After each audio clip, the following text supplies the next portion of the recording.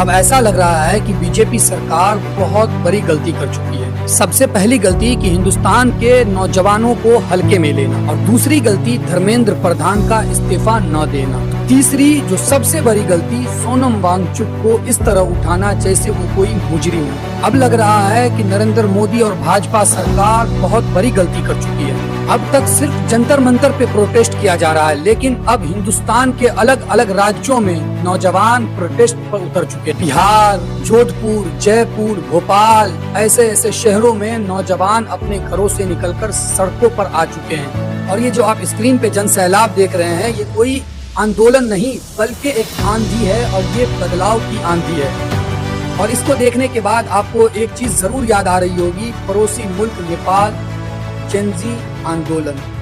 और ये याद रखिए कि नेपाल की कुल आबादी 3 से 4 करोड़ है और हिंदुस्तान की आबादी 140 करोड़ से ज्यादा है।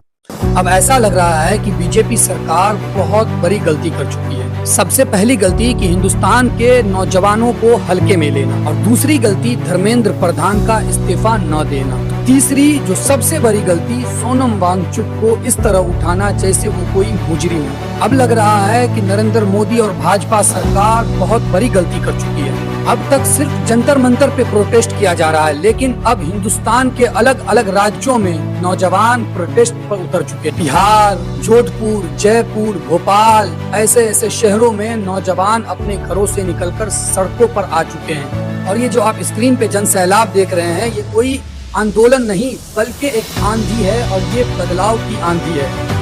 और इसको देखने के बाद आपको एक चीज जरूर याद आ रही होगी, पड़ोसी मुल्क नेपाल जेनजी आंदोलन। और ये याद रखिए कि नेपाल की कुल आबादी 3 से 4 करोड़ है और हिंदुस्तान की आबादी 140 करोड़ से ज्यादा है।